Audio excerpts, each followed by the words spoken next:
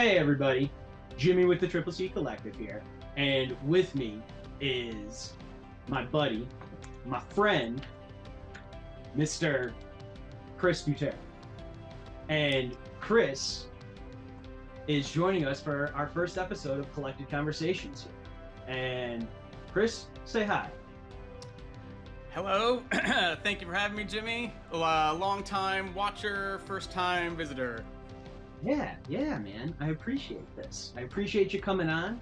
And so the point of Collected Conversations, aside from us trying to talk to different creators across the media, different realms. Today, Chris, you are an editor over at Heroic Signature and doing the currently running Conan the Barbarian. And man, I just want to say I'm so proud of you. Like, this is just so cool that you've got this opportunity here. Place I want to start with you though, before we dive into Conan and all of that, is where does writing and an editor in comics, what's your origin story? Where do you start? Where do I start? Oh man. Well, it all started in the year 1989, JimmE, and I was born in Cleveland, Ohio. Then I moved to Chicago. I was raised in a pretty literature-focused household. My dad wrote his dissertation on James Joyce, a writer, if people aren't familiar with. He's a very famous Irish author who is really hard to get into. I tried reading James Joyce for the first time when I was maybe 13, 14, and it was indecipherable for me. Tried again a couple years ago, still doesn't work. Regardless, my dad was a big reader. He had a big library, and he was always sort of pushing me towards reading. I mean, something that I've been hearing for the past handful of years from my agent, from random people, is that people just don't read anymore. And it's a real shame because I think you can learn so much, not even just how to speak, but how to empathize with people. And I feel it just makes you a better human all around. So I was very, very fortunate that my dad pushed me in that direction. Really enjoyed it, yeah. So when I was growing up, I was big into swords and sorcery. I was big into King Arthur, Lord of the Rings, all that. I remember when Lord of the Rings, the movies were first coming out, I burned through the books as fast as I could in like 6th grade, I think it was. I had one of the big collected omnibus editions that had all 3 books, and I would, at the end of each class, I would have it in the corner of my desk, and when the teacher wasn't teaching, I'd pick it up and read it. And I think like 2 days before the movies came out, I faked sick so I could go home and finish reading it, which was fantastic. That's where everything started for me. That's really like the seed that started my Conan journey way back when. Yeah, and that has skyrocketed me to where I am now. I mean, my tastes have evolved over the years. What I'm reading has always evolved, but my heart has always been in knights, kingdoms, swords and sorcery, all that good stuff. That's what made me a dungeon master. What made me a writer. What brought me to Heroic Signatures. Yeah, That's so great, and that's awesome. That the things that you were first like influenced by, inspired by, now you are doing it for the next generation of readers. You were just saying how important like reading and all of that is, and like how like everyone is saying nobody's doing it anymore. Why? Why isn't it happening? People want good stories again. They want compelling stories. And for me, my favorite stories have always been in the realm of comics. Like they really are. I just love them, man. Like it's a beautiful, wonderful medium that ties in so many great things. You've got writers, you've got editors, you've got inkers, you've got letterers. The way to make a comic and have it all come together is just so beautiful and awesome. So you talk about Tolkien, you talk about King Arthur, Knights of the Round Table. One person that I'm noticing in your background there, hanging up on your wall, is Mr. Ray Bradbury. Oh yeah. 451. Um, Tell me a little bit about what Ray Bradbury means to you as a writer overall. And have you ever had, obviously not Tolkien, but any of your newer influences or writers or anything like that? Have you ever had a chance to meet any of them and like tell them what their work meant to you, even? Yeah. So I actually had the chance, as you know, I got to meet Ray Bradbury. Back in 2010, I want to say. I was in college at the time, and I was taking at Columbia College Chicago. I was taking a class by Sam Weller, who is Ray Bradbury's biographer, and he said at the end of class, like, if anybody can find a way to get out to Comic-Con in July, if you can find a way to get into it, I'll make it so you can meet Ray. And I somehow, through the various, I was working at Borders at the time. Somebody had a booth at Comic-Con. My parents bought me a plane ticket for my birthday, which was in July. It all worked out really well. And so I got to go and I got to meet him before he did a panel. And I remember walking into this back room and seeing Ray. And this is after he had 2 strokes. So he's looking a bit worse for the wear, but like the vitality in this man was still there. I walk in and he's sucking mustard out of a packet while he's eating a hot dog. And I was able to go up and I was able to say, hey, that's actually really funny. I actually have the book right here. I just pulled it out of stores the other day. I couldn't get it framed. I brought this in and I was able to get it. This is the Martian Chronicles. He wrote, Chris, Mad Love, Ray Bradbury. It's great. I have a picture somewhere of me with a big emo haircut and him just kind of like doing finger guns. That was fantastic. And then being able to go and see his panel where all he talked about, what really was fantastic about Ray is that he always just talked about love. Love was everything to him. If you love what you're doing, if you love the people you're with, then you're living a good life. And I always took that very much to heart. As for his writing style, I mean, when you're coming up as a writer, everything that you're consuming has some sort of influence on your work. So when I was reading all Tolkien, I was reading all like the medieval paraphernalia, that I was reading everything. That like lent itself to big epic sensibilities in how I write and how I work. Ray is very famous for having purple prose, which is very like flowery prose. A lot of adjectives and similes and metaphors, and that really like seeped into the way I work as well. And it's fantastic. Like when you're a young writer, you want to be a sponge. You want to read as much as you can. That goes for anything, really. If you want to be an artist, you always want to be reading so you can see the different kinds of art that's out there. If you're a screenwriter, you want to be watching movies and TV shows and just like taking in what you can, seeing what works and seeing what doesn't. And so that's been great. Aside from that, other writers that I've met, the day I met Ray, I actually got to meet Joe Hill, who is Stephen King's son. Great dude. Great, like fantastic. He's a great comic writer. He's a great novelist. I knew him as a novelist at the time, and I was able to tell him that his work was really inspiring to me. At that moment, this is a bit of a tangent. While we were with Ray, we were walking the floor at Comic-Con. There's a guy that was hanging on with the posse, right? And he had a project that he wanted to do, that he wanted to collect DNA from famous science fiction writers and filmmakers to send to the moon to try to terraform the moon, which sounds nuts. Yeah. And so while we're walking around Comic-Con with Ray Bradbury, the legend, everyone's like kind of like parting like Moses with the Red Sea, right? We go up to Joe Hill. We're like, hey, Ray Bradbury's over here. We'd love for you guys to get a photo together. He's like, absolutely, Ray Bradbury? Sure. So he comes running over, and they're sitting there getting their picture taken and whatnot.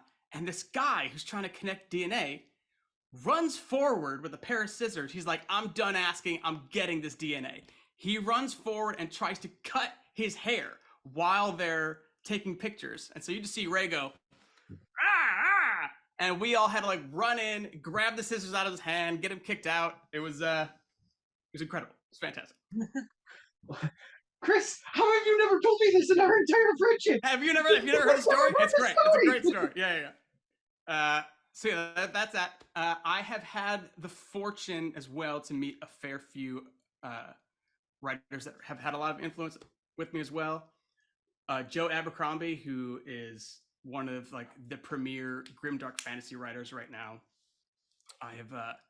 We have recently been in contact with him about some Conan stuff. Can't talk about it, but I was able to. Before I left London, I went to London to get my master's degree a couple of years ago, and while I was there, I tried to get a hold of him just to see if I could buy him a beer at a pub, and it just didn't work out at the time. But now, because I'm in such an excellent position now that I'm very fortunate to be where I am now, I'm able to reach out to him and be like, "Hey, really love your work. Fantastic to talk to you. Do you want to do this, this, and this with us?" And yeah, I've been very fortunate, been very blessed to be able to meet a lot of my heroes. And I've also been very fortunate that most of my heroes are not bad people. They always say, don't meet your heroes. I've had some good fortune so far, and I, knock on wood, hope that keeps up. That's awesome. Specifically Joe Hill. I have a great story about meeting him. He for Nosferatu, the novel that he wrote, they turned it into a TV series for AMC, and they had the season premiere at C2E2 March of 2020, maybe 19 or something. It was like right around then, right before it, like it was like 19 or 20, and if it was in March of 2020, it was right before we shut down for the pandemic. And but he was there, and he saw me. I had a stack of like, I think I had a stack of 5 books that I wanted, or like comics to get signed by him. And he goes up, and like the guys like running the DC booth were just like, hey, 3 item limit. And I was like, all right. So I just grabbed my top 3 and I handed it to him. Joe Hill puts a hand on the guy's thing and was like, hey, turn around for a second. He literally grabs the other 2 books from me, and he was like, he didn't see anything. He doesn't see anything. What are we talking about? Hey, and then I was like, can I get a picture too? Because you're like the greatest, man. Like, it was just a really simple, sweet little act of kindness there. That like, I hear nothing but good things about him. I would love to try and reach out to get him to do either a short story for us or a comic. I imagine he's kind of expensive, but we'll see. I'm gonna try. Do it, man. Do it. Yeah. I would love to see something like that happen. That would be great stuff. Oh, yeah. So you touched on it a little bit here. I want to ask now, in your path to kind of publishing, you talked about going to school.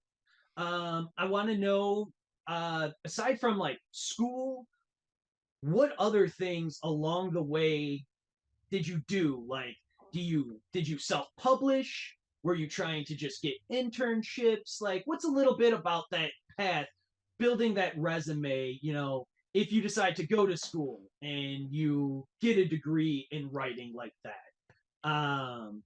What's kind of like the next steps? Like, what was your next steps after that? You went back to school, you went to London. Right. All right, buckle up. It's long story. I so when I started writing, not like seriously, I don't know how seriously you can write when you're in 6th grade.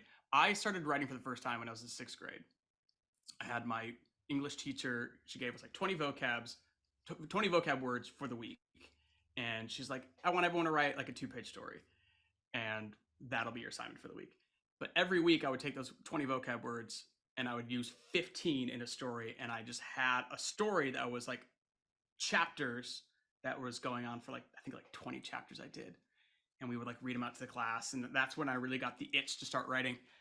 And then I was big into it in grade school, and then high school I just sort of stopped.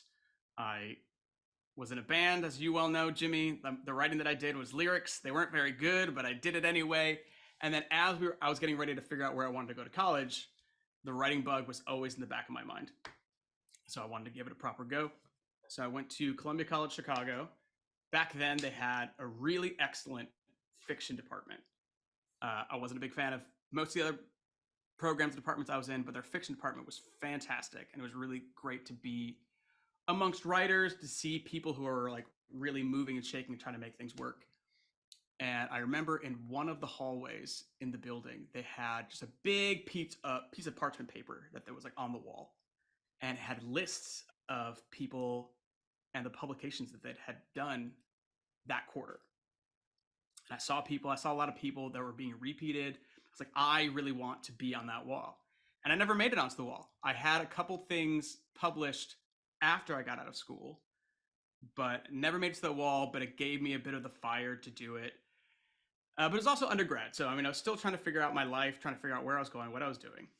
But I was trying to write. So in that time, I think I had 5 short stories published. But that wasn't anything because of school. That was just because I was doing it on the outside. I was doing it for myself. Actually, just the other day, I found my first check. You can see that little thing right there. Mm-hmm. First check for the first short story I've ever had published. A whole $7. I got in a frame right there. Never, Nice. never checked, never cashed it. So school for me. So anybody who ever asked me whether going to school for writing is worth it, I think it really determines person to person. For me, it wasn't. It was great to be surrounded by like-minded people, to be amongst people who could like help me make my writing better. But I really probably could have done that on my own, just with a really solid writers group. But then again, the real tool that you learn when you're in school is discipline. You have to turn in a thing on a certain timeline, and it has to be of good quality. So you teach yourself discipline to do that. So that was great when I was in undergrad. I left undergrad, and then I did my final semester. I did semester in LA. So I went from Chicago to LA, and that was far more for screenwriting. And that was just like throwing yourself into the screenwriting world. We were on a studio a lot, Raleigh Studios, and we would all just like write scripts and like read scripts and meet writers and like get their opinion on things. And it was there that I really realized that everyone's path to becoming a writer is different. Every single person. There's not one person has a route like do this because that worked for them. It's not going to work for you. So it's just finding your right ins. It's writing as much as you can and just constantly evolving. And then while I was there, again, my writing career has been ebbs and flows. So when I was in LA, I was writing more screenwriting, but I wasn't doing all that much because I was an intern at Lionsgate, so I was reading scripts more than I was writing them. I was meeting people. And then when I went back to Chicago, then I came back out to LA to live permanently. And in that time, I started figuring out where I wanted to fit in the LA machine. So I worked at a production company. I worked at a talent agency.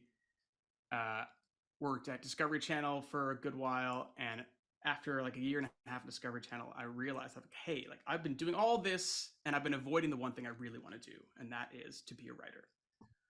So I was like, okay, I'm gonna make a big leap. I'm gonna leave Discovery Channel. I'm gonna go to London and get my master's in writing. I'm gonna live in London because that's always been a dream of mine. And then I did that. I went and got my master's degree. Again, I found out that I really didn't need to get that master's degree, but it was great to be surrounded by people. I just taught myself really hard discipline while I was out there. So I made my first big swing at a big epic fantasy novel, which I wrote. It's 200,000 words. It's dog shit. It's not very good. It's got some good beats in it. It's got some fun stuff, but it's not good. But that was really me just showing myself that I could do it.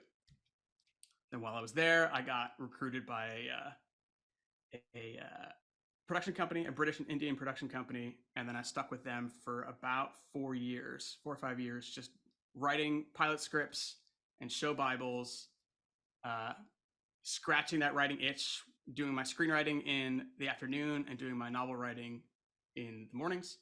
I've written since then 4 novels of varying quality. It's been great. I mean, it's all I've been doing. It's fantastic. Came back, pandemic hit, wrote the novel that I have since had picked up by an agent that is now being, I have an offer on it from a publishing house. Everything's great there, which is fantastic. But I was working freelance, feast or famine, and I did not like working freelance anymore. And I decided I'm not gonna do this anymore. I'm going to look for something a little bit more permanent, a job that I really want to do, that I can take all the skills that I've learned from being a writer and an editor and apply them somewhere. And I was very, very lucky to find Heroic Signatures, and that's where we are now. That was a really long-winded answer to your question. Did I answer your question, or did I just babble right there? You nailed it, man. Okay. Because again, another thing of like part of this of like wanting to talk with people about how they got there is you're right. not everyone has the same path. Not everyone's path will be the same, but like at least if people have an idea of like, hey, this worked for me. If this is at least a starting place, like, hey, you're gonna find your own way as you continue to move on. Yeah. But that's where you started, and yeah, you nailed it. I loved it. Love talking, man. It's still like one of the craziest things in the world to me that like I remember when you were out in London and you were telling me about these like show Bibles and like stuff that you were writing and everything, and I was just like, he's doing it. He's doing it. It's not that like you were trying, you did it. Like you had done it. Now kind of want to move into the comics realm for you and a little bit of like your one thing I want to know. You've hit on it a couple of times. Being a DM for like Dungeons and Dragons and stuff. In your create it as like a way to like unwind, is that what you do with Dungeons and Dragons, just have like fun with friends and stuff, or do you use Dungeons and Dragons as a way to like work out your own stories that you don't maybe know where something is going to or not? Yeah, so Dungeons and Dragons was my saving grace during the pandemic. I had dabbled at being a DM every once in a while, and then January 2020, I gathered a group of my friends in person to play D&D, had a great time. Pandemic hit, and I needed some sort of outlet to just feel connected with people. And so I became a DM over Zoom, which is fantastic. What's really great about being a DM versus doing any other kind of writing, is like when you're writing a book, it's usually just me in this room for weeks and months on end with no one seeing just a single I have a writers group who will see like a page or like a chapter here and there, but for the most part, no one really knows how the story's coming out. It's just me like having days where I'm like, oh, this is fantastic. Today's like, what the fuck am I doing? This is ridiculous. This isn't working. What's really great about Dungeons and Dragons, for better and for worse, is that I'm getting immediate feedback every week or every 2 weeks whenever we're able to meet. And it's fantastic. And like it really keeps the momentum alive in a lot of ways. Like it can be a bit soul sucking when it's just you in a room for a long time trying to figure out if a story works. But if you have people reacting to what you're writing in good and bad ways right there, you get immediate feedback, you're having a lot of fun, and it builds and builds and builds. I have always used D&D as a way to build. I mean, I'm a huge Tolkien fan. I have 2 Lord of the Rings tattoos, right? I want to have like a big epic fantasy that I write. But I also have crippling imposter syndrome like everyone else does. So it's really great to throw people into a world that I'm making and having them be like, oh yeah, this is great and this isn't great. And so I've been using D&D as a way to build my world, see what works, see what doesn't, and sort of fine tool and refine what I'm making. And it's been fantastic. I've done 3 campaigns in a world that I've built myself, 3 very different. I did like a monster hunt campaign. I did a big war in the desert campaign, and now I'm doing a time loop, which is so hard to do. Let me tell you, I don't recommend anybody do a time loop. And then you have somebody like, we have a friend named Matt Murphy.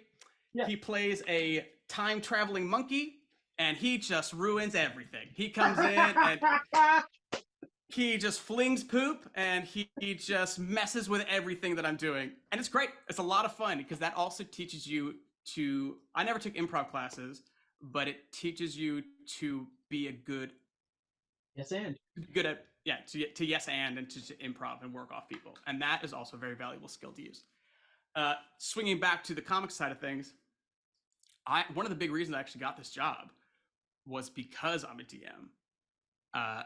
It's because when I went through my interview process, it was like a 3-round process, and they want to make sure that they get somebody who knows what they're doing, can do it well, but they always want to make sure they're working with someone that fits in the company and can just like chat like a nerd.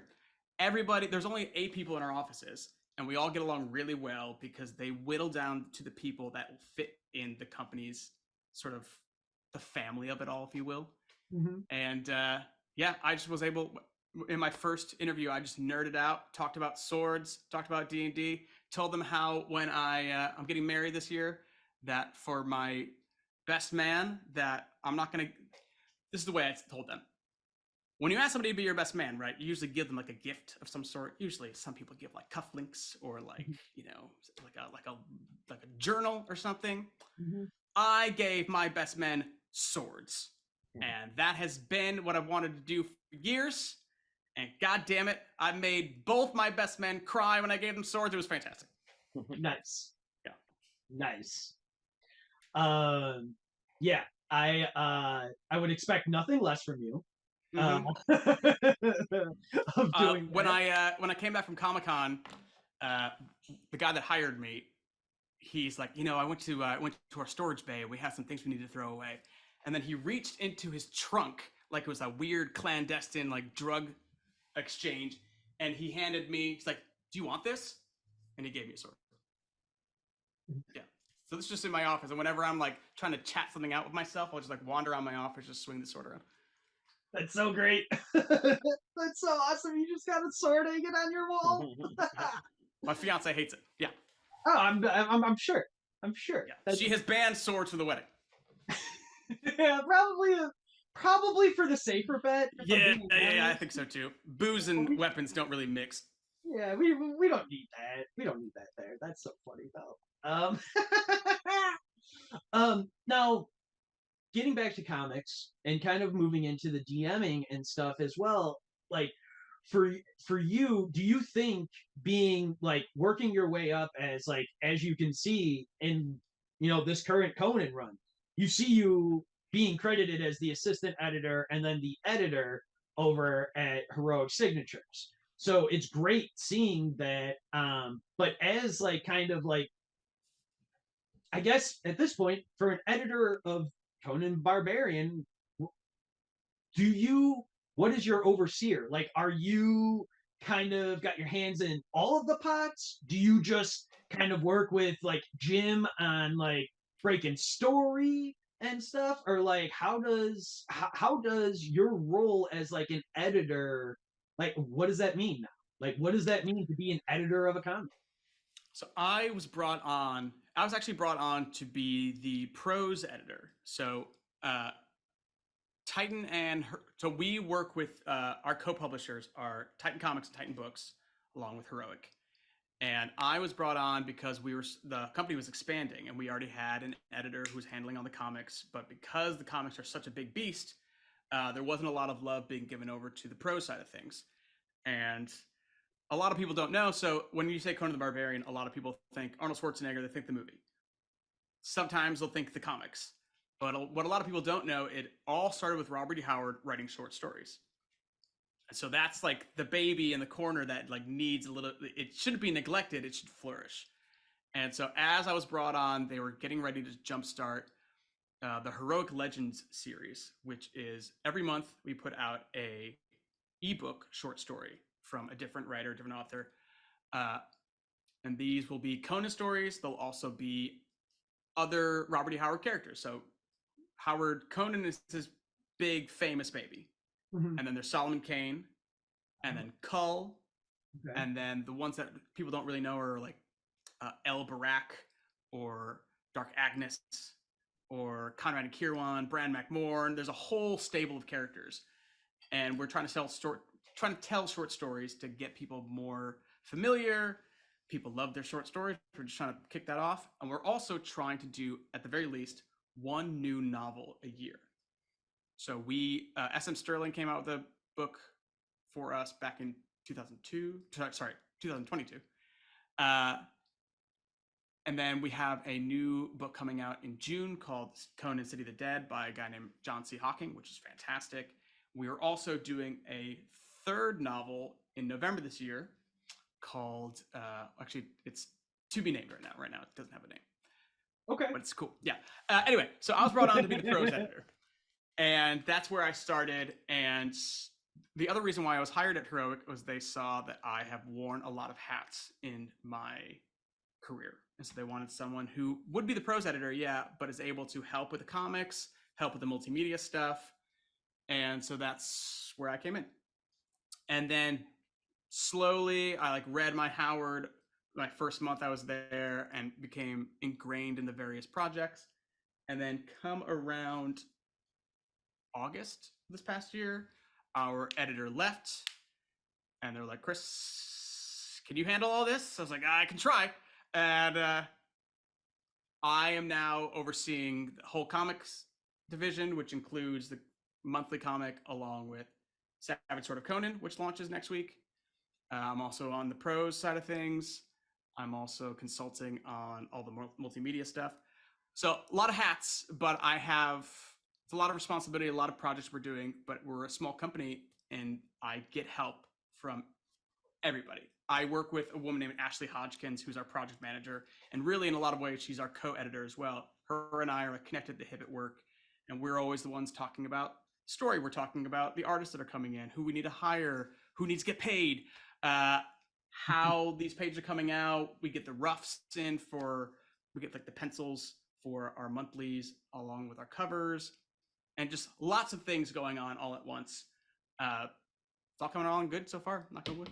Yeah. That's so awesome. Now, one thing we did do is we reached out to some socials, and we asked we put out the hashtag Ask the Editor, and so one question we had that you kind of touched on a little bit here is there a true Conan canon that you guys kind of abide by? Or as you kind of said, not really. Like you've got the Howard stuff, there's other things, but for you guys, what do you look at all of that? Are you just like you talked about it. You're expanding those short stories, which is great. Are you planning on taking those like short stories into comics as well? Maybe, maybe not.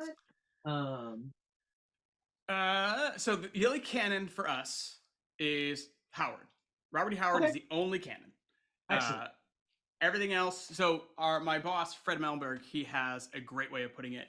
Is that the only canon is Howard, and all the Conan stories that come out after that, or any Howard story that comes out after that, those are stories being told around the campfire, and it's like being told through the generations, so they change and filter out and become and morph something new over the years. But the one thing we always come back to are the original Robert E. Howard stories.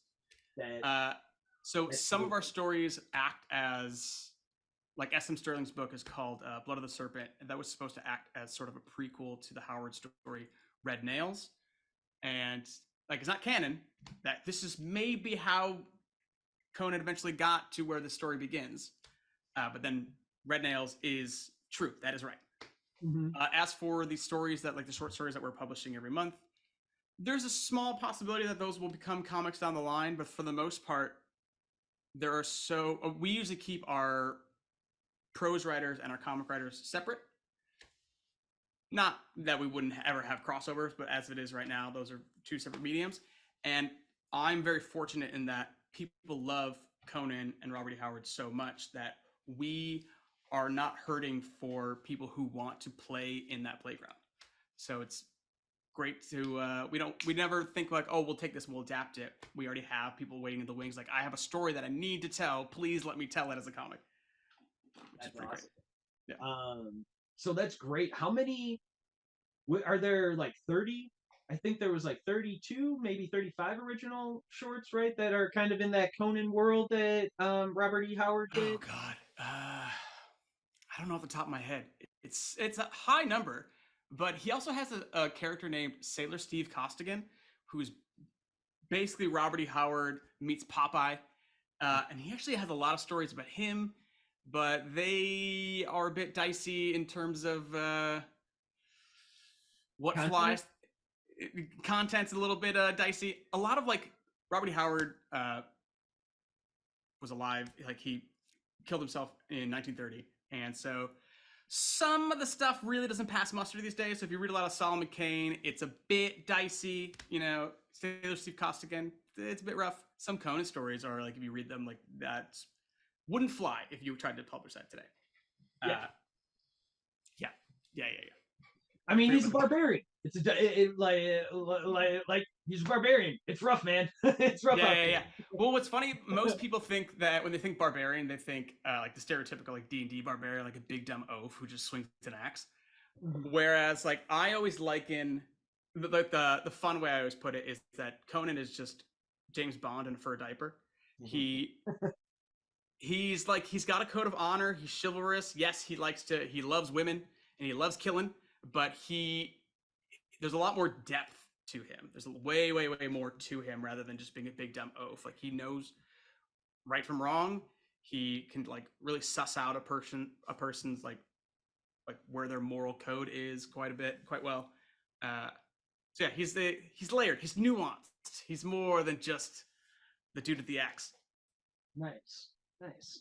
So yeah, that the Conan like canon question was from actually our mutual friend Dave Scheidt. Oh, love Dave Scheidt. Oh yeah, good for him. I hope So we yeah, talk to him he soon. he reached out and asked that question, and then you talked about receiving pages, pencils, and all of that, which goes directly to our second question from the socials from at Chris Nash. Um, he asked, "What are some red flags on the page that an artist should avoid?" On the page, interesting. Hmm. I've been very fortunate in that, again, people love Conan, and it really attracts a very high caliber of writer and artist. So I typically don't come across a lot of red flags. Uh, usually everything is really great when it comes in, which is like, I'm spoiled, crazy spoiled. Red flags I would pull out, on one hand, as a Conan editor, is like, you need to understand the character and the property. You need to make sure that you are staying true to who, like, say, Conan is supposed to be. Mhm. An example I would give, one of the first things that popped up when I first started is we had an artist who was an artist and a colorist at the same time turn in some pages, and Conan famously has smoldering blue eyes, right? And they painted him with brown eyes, and it's not really a red flag, not per se. That wasn't enough to be like, get him off this comic. It was Yeah, just like, you need to make sure that you have done your homework and you're putting the character as it's supposed to be. yeah, I think maybe a bigger red flag would be it's like a lack of consistency from panel to panel, not really understanding what you're doing and how it comes across. Uh, yeah, I mean, you see sometimes roughs, or not, sometimes art comes in a bit rough, and you can see like, oh, you're rushing here. We need to send you back. I have been very, very fortunate. All this is to say, I've been very fortunate. I haven't had too many red flags. Most things are fixable, and I think a red flag would be more something off the page. You always want to work with people who are a pleasure to work with, and a red flag comes when someone's just tough to work with. They could be the greatest writer, greatest artist, have a huge legacy, but if you're just not someone who's pleasant to work with, then we're not going to call you again. yeah. But again, I have been very, very lucky in that almost all the people that I've worked with have just been a delight. And it's great to wake up in the morning and open up my phone. When I was working at Discovery Channel, if I woke up in the morning, open up my phone, that was a great way to start a bad day. But now I love opening up because I'll be getting pencils in, or I'll be getting new covers in, and just it gets me really jazzed and really excited. That's awesome. And yeah, but no, I want to be clear that I wasn't trying to make you call anyone out or anything. Oh, no, no, no! I know you weren't. No, no, This was I thought it was an interesting question because me, like as a fan, I don't even know like what that would be considered. Like as a red flag of like getting pages turned in short of like what you already touched on, like if you're kind of doing a little betrayal of like the character or characters at hand here, like we're gonna have some questions and kind of be like, what are we doing here or whatever. But like, so that all like makes sense. That's thanks. I Yeah, appreciate the yeah. question. Most people that we work with are veterans. They've worked in the comic industry for decades, so it's great. Again, like, it goes back to what I was saying earlier. We're like, if you want to be a writer or an artist, the best way to really hone your craft is to immerse yourself in the craft. It's like seeing what everybody else is doing, and you can see that the artists that we work with when they turn things in. They've been doing this for a long time. They know the way a page should really flow, how the panels should be laid out. They know the way a double page spread should work. They should know like where the trim line is. They should be able to hit the dimensions and whatnot. And every once in a while, you gotta come in and be like, hey, you're going a little bit too far on the page. Bring it in so it's easier for our design team when they're putting it together, and etc. It all works out pretty well. That's awesome. That's so, oh man, that's so cool. That's that's just like, you're living the dream. You're living the dream. Well, it's funny. I was never like, comics weren't. I was books basically for most of my life. I mean, I think the first comics that I actually read was Garfield and Calvin Hobbes, which are comic strips. I wasn't big into like comics. I think the first comic I read was, I was big into Gambit. Gambit was my superhero when I was a kid. But I really didn't hone in on the comics world until I read Jason Aaron's Gore the God Butcher run for Thor. Yeah. That got me really going. And then I really dug in a lot deeper once I was at Heroic. I'm like, yeah, you're the prose guy, but I'm like, let me really dig deeper into comics. And now I've got like my Mount Rushmore. I mean, Fables by Bill Willingham, like, it's so good. Brian K. Vaughan, Saga, and Y the Last Man. It's all fantastic. Y the Last Man, and commentary track. One of our first shows we did was when they did Y the Last Man. Ed and I. Ed was with me for 6 out of the 10 episodes of that series. Yeah, it was great. Y the Last Man is still like one of my all-time favorite comics ever. Saga is just lights out, and it being back has just brought so much. Has brought a new like found joy again. Like Saga's they're still killing it.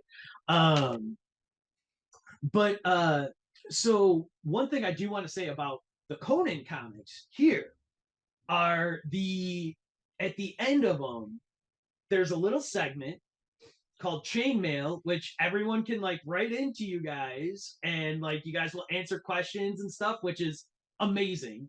The other thing that I love though is the Robert E. Howard and his Ages Undreamed. Yes, segment. The essays.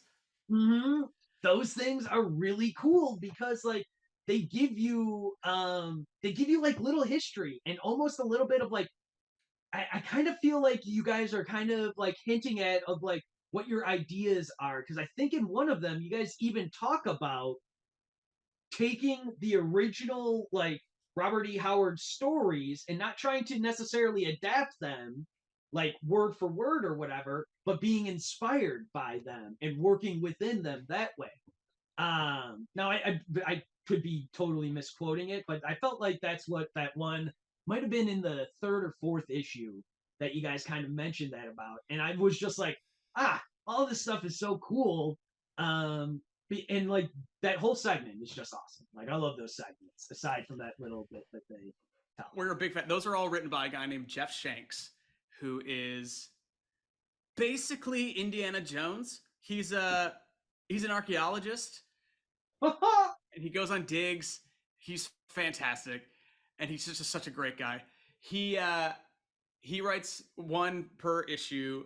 And he's not only is he an archaeologist, he's a Howard scholar. Like whenever I have a question, I just grab my phone and I text Shanks, and he will give me an answer in an instant. He's great to talk to, and he's fantastic. What I really love about the trades now is like, yes, so for each floppy, when you read the back, it'll give you more context for that issue, and then when we get to the trades, we're able to collect all of them together. And so you can read them all in one go. And yes, they do hint at things to come. He's already got his essays planned for like, the next like half a year. He's actually writing a comic for us coming up, which I can't talk about just yet, but he's fantastic. He's great. That's awesome. He's great.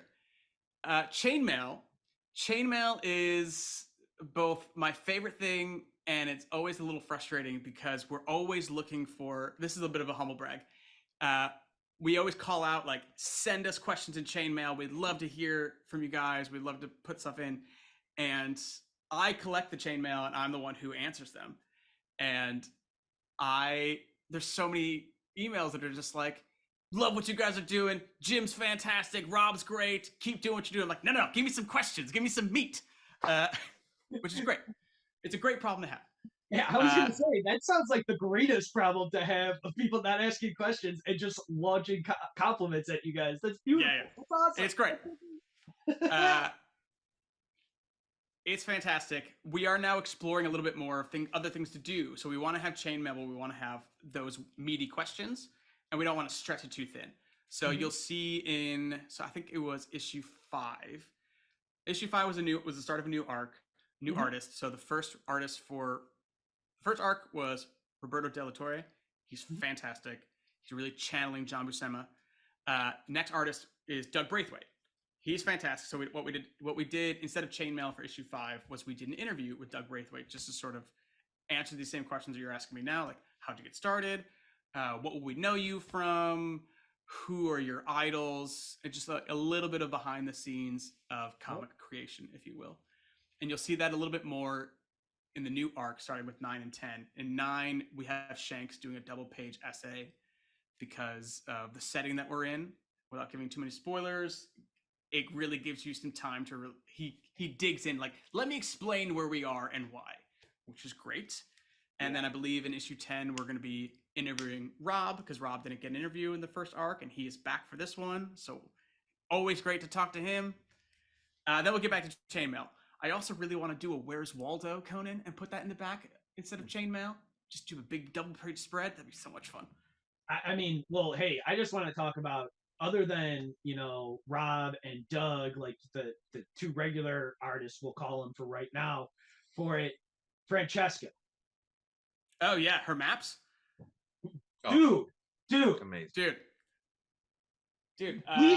Please tell me that there is a plan to like make posters of those and sell them somewhere. Oh, dude, hold on.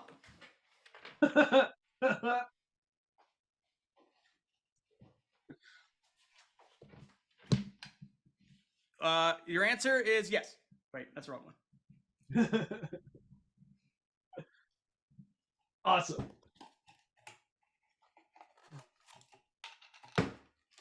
I'll send this to you. If you go on our website, Conan.com, you can buy the map. Oh my god. It's incredible. It's fantastic. Holy shit. We have the original in our office, framed in the office when you first walk in. And there's so many times where I've been like we'll have a short story. One of the things I really need to keep an eye on when we're in short stories is like wherever the writer will put Conan in the story. I'm like, is that a real place? Let me check. You just think he's along this river near this city? And I'll just run out there and I'll just like consult the map. And it's fantastic. I mean, she does such a good job. She is a huge Conan fan. So when she got her like copies of the comic and saw it inside, she had like a whole unboxing video of her pulling it out. And she has like an Atlantean sword and everything. That's awesome.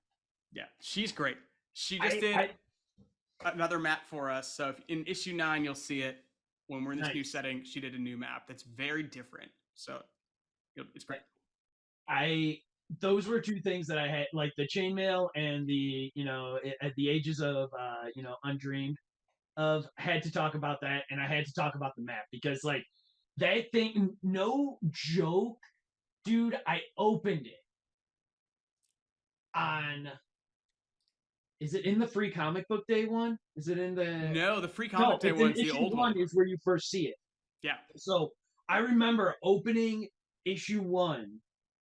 I think it would have been the San Diego was the Dan Penozan, right? Uh-huh. Well, for issue 1, we had 32 different covers, which is insane. So Penozan's one of them. Yeah. And so I remember opening it up, and I was like looking at the map, and I thought that I was looking at one of the maps from like Lord of the Rings. Like it was like I was like, did I read it? Wait, is it? Are we sure this is? Yeah, this is Conan. This is amazing. Like it's just so great. I love it. That's awesome that you guys are selling them. Go buy them. Francesca is incredible. And because it's such an incredible map, we try to put it everywhere we can. So if you have the trade, it's like we wanted to make sure you get the whole thing in like full color. Savage Sword of Conan comes out next week, and we just slapped it in there. Even though it's black and white, it still looks great. Nice. She's done she's done maps for most big IPs that you could think of, like Warcraft. She has like a great Warcraft map. I think she did like a Warhammer one. Yeah, if you go on her website, she's a rare talent, and she always puts like little, like if you look really closely at the map, there are small little Easter eggs all throughout. Like you see like little frost giants in the north. You see like panthers down in the Thai in the south. Yeah, it's great. Like I don't want to minimize it, but it's like sometimes they're like little stick figures of like little things like just kind of sprinkled throughout. And Tiny. Oh yeah. I was thinking that I was like, is this like, I was like, is this just like a little thing for like a map, like or I was like, or is this somebody like listening to Conan tell these stories, draw these maps, and then they're getting bored at a certain detail, so they put in this little figure here. I made a whole backstory of why that map was being made and great. Stuff. Great, love to hear it. When we made, so I wasn't there when they made the first one. So I joined the company right in June. So Free Comic Book Day had been out by then. Issue 1 came out in July, right around San Diego. So I wasn't there when they made that map, but they were very proud of it. I remember when I walked in, they're like, okay, we haven't hung this up yet, but here's the map. I'm like, oh God, that's great. So when they made this new map that's coming out in 9, I wish I could talk about it a little bit more. I actually don't know if the solicits are out yet. I might be able to talk about it. Probably not. Anyway, when we made this new map, I got to be part of the creation process. And like a lot of that was like, Chris, you're the pros guy. Give us some good like Easter eggs from the stories and we'll slip them in. We'll sprinkle them all through the map. I was like, oh yeah, please. Really tried to get her to name a ship after me in the map. I just wanted a little like Butera ship on it. She didn't go for it. That's fine. But yeah, it's like a labor of love, and it's all hand drawn. It's incredible. I mean, the work speaks for itself. Like it's great. Now, Chris, we're winding down here. I appreciate all the time you've given us. Got a few more questions for you before I go ahead and let you get back to it. So final one piece of advice. What is one piece of advice you wish you had when you started out that you've got now? That like one piece of advice you have now to give an up and comer that you wish you had when you were starting out. It's a big question. I mean, aside from the thing that I've been saying from the beginning is to read, make sure you read everything. I think my biggest advice that I would give, if I was to give myself advice when I was younger, I would say stop waiting for the right time to do what you want to do and just do it. Like stop waiting for that. Like, oh, I want to try writing a book someday. Just do it. Stop talking about it. Just do it. Like you're going to have to write. If you're writing a book, you're going to have to write that first book. It's got to be terrible. And then you got to move on to the next one. Or if you're trying to draw, you need to start, because I mean, you can start with stick figures and elevate all the way to the likes of the people that are featured in Conan. Yeah, stop waiting for the right time. You know, life is short. Absolutely. And you know what? I've got to say, that is a similar thing to one of my biggest heroes, Kevin Smith also said. He also said, like when he was 7 years old, maybe, he asked his sister what his sister was doing because she showed him a book. And he was like, and she was like, this is a book that me and my friends are writing. And he was like, don't you need permission from that? Don't you need to like ask somebody to be able to write a book? And his sister was like, no, just do it. Just write. If you want to write, Kevin, go ahead and just start writing. Yeah. And like, so yeah, the one thing, go out and do what you want to do. Who's stopping? I mean, there's so much too that's gonna come down to. There was somebody I went to school with, who like we were all trying to write novels, and she wrote her first draft. It's like, okay, I'm done. Like, no, that's not how it works. You got to write. You can be Stephen King, you can be George R. R. Martin, you can be whoever you want. They don't just write. They don't just do a vomit draft and then send it in. Like you got to write that first draft, and then you got to edit, and then edit again, and then edit again, and then edit again until you're sick of it. And that's just how it works. What is it? Like 1,000 hours until you become an expert, something like that. 10,000 hours. Yeah, it's work. I mean, in the end, it's worth it. And at the time, it may be a grind. It may be a lot. You might write a 200,000 epic fantasy story that no one will ever read. But if that's going to sharpen your pen on the whetstone, great. Do it. Nice. What is now this?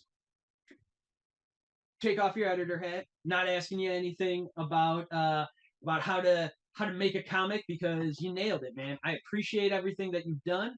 This one though, what is the last great thing that you read? It could be Oh, a God. book, a comic, or a script of some kind.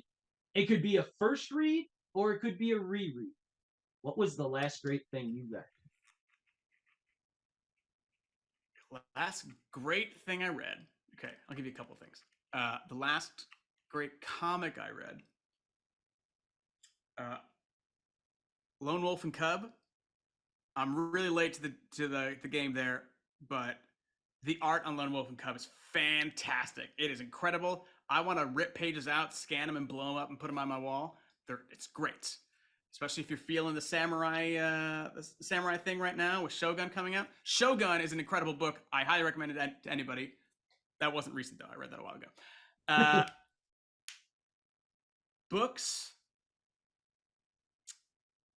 I recently reread, again, I was late to the game for this, Lonesome Dove, which is probably the best Western ever written. I also read, these are big doorstopper books. I don't know why I'm recommending these. A book called We the Drowned by Karsten Jensen. I just read that. It's one of those generational stories.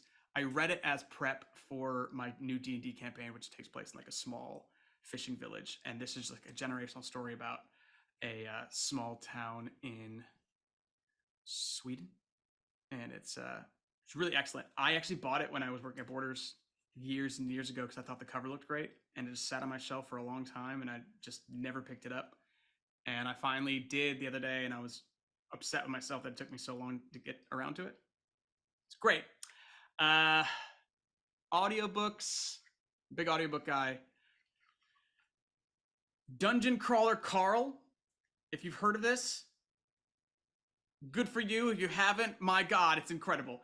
It's anybody who loves D&D, it's part of this new genre that's really like kicking off right now called lit RPG. And it's basically like a video game, but as a book or an audiobook.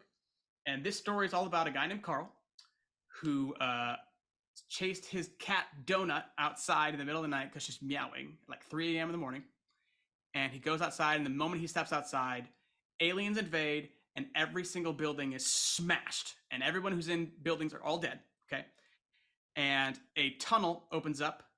All tunnels all over the world open up with staircases going down, and you enter a dungeon. And it's basically the Running Man meets D&D, and like now you're in the dungeon. The only way to get out of the dungeon is to get past floor 13, and that or die. And it is fantastic. It's a video game as a story. It's just all about Carl and Donut making their way through the dungeon. Each book is a new level in the dungeon. Like the first one is like your typical D&D dungeon. Second one, oh fuck, what was the second one? I don't remember, but there's a big like a big subway book. There's a book where they're like basically playing Pokemon cards but with people. I'm not explaining this well, but I mean, take my word for it. Grab an Audible credit and just pick it up. It's fantastic. Big fan. That is not highbrow entertainment. That is very much just like this is just so entertaining on the way to work. I consumed 6 of those books in like 2 months. That's awesome. Yeah. And then final question here for you before we let you go. Are there any upcoming projects that you would like to give us a little teaser for? Ooh, yeah, I actually grabbed my so next week on Wednesday we have issue 8 comes out. Nice. Lovely. It's the end of the arc. I would give you some page previews, but big spoilers on every page, so I can't. But aside from that, on Wednesday as well, the 28th, we have Savage Sword of Conan coming out. So anybody who's not familiar with Savage Sword of Conan, it was a magazine-sized Conan comic that came out 30 years ago. And it was made to sidestep the Comics Code Authority, because people who made Conan wanted to have a little bit more violence, a little bit more nudity in the comics, and you couldn't do that with the Comics Code Authority, so they made a magazine-sized book. And it was an anthology series, usually featured different writers, different artists every single time, and we are relaunching it. There were some small attempts at relaunching with Dark Horse and Marvel, never really happened, never really stayed true to the format. But we have, here is the Savage Sword of Conan. You can see where did I just put that? The difference in size. Wow. Pretty big. It is also made on newspaper. So it's all black and white, which is just how it was back then. Nice. And so it usually features, the way we're doing it right now, it usually features an A story, which is 48 pages, a B story, which is anywhere between 8 and 12, and then pinups, some like really great pinups. So like there's Rob doing a pinup right there. Awesome. This really turned out great, and we're really pleased with it. Our first issue is 80 pages. Usually they'll be 64. This one's 80.